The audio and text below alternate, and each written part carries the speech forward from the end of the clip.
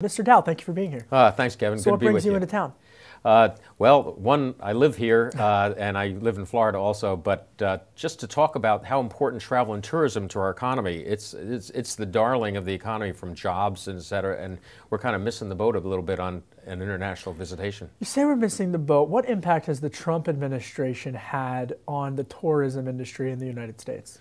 What's happening is we've lost some share. The rest of the world is up about 4% in long-haul travel, and we're like flat. Now, there's several factors. It started in 2015. It was a strong dollar, some weaker economies around the world, and then Trump administration with travel ban and such a push on security. And all of our research says, hey, you can have great security and have a welcoming message. And we're kind of missing the welcome part. Yeah, so that's interesting. So you talk about the travel ban, you talk about the welcoming message.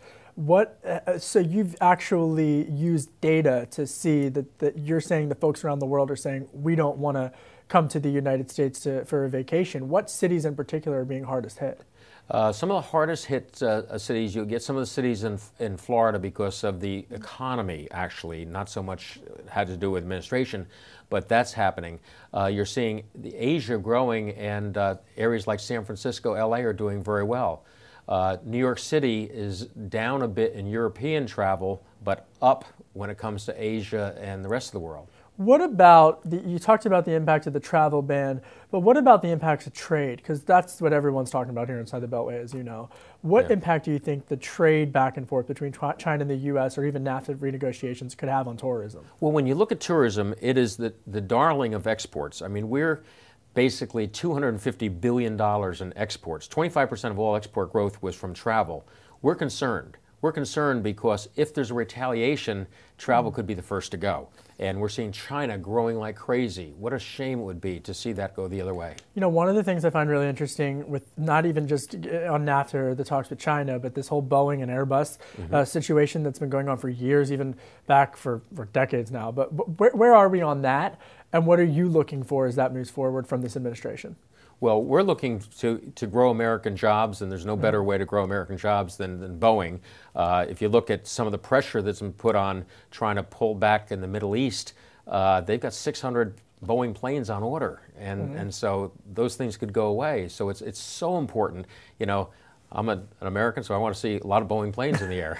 But what does the administration have to do to ensure that, particularly with regards to the Middle East? What the administration has to do is make sure that we, one, don't break our open skies agreement, that we basically have transparency when it comes to the economics of the airlines, but the bottom line, we have to grow from everywhere around the world, not just Middle East, but China, India, Southeast Asia. And then there's been some talk, to pick it up on that point, with regards to some visa processing times. I mean, what do you think about that? Because that, I think, gets to the crux of what you're saying, which is the messaging from the rhetoric from the United States to the world. What do you make of where the visa processing times fits in to all of this that we're talking about? All right. It's difficult for us to get data from State Department on visa processing times, but we're hearing the anecdote that it's gone way down, the number of rejects or the slowness in China and all that. What we want is very simple. Process all the good guys fast and keep the bad guys out. Yeah. So I guess you're in town. You're meeting recently with Secretary Ross, the Department of Homeland Security as well. What's your message to them? Message is America. The travel industry can grow jobs in America. It's a darling of jobs. 15 million Americans get their jobs because of travel. And the message is we're closed to terrorists and we're wide open to everyone else. And the wide open to everyone else part hasn't been in the rhetoric, and we've got to get that message out. And we're coming up to summer vacation. And so what is the big thing that you're going to be looking for? What markets in particular that could really use the revitalization? Well, one, domestic travel. So if you look at tax cuts, things like that, that could certainly fuel you and I traveling around America. But the other markets, we're very interested in China and not going the other way.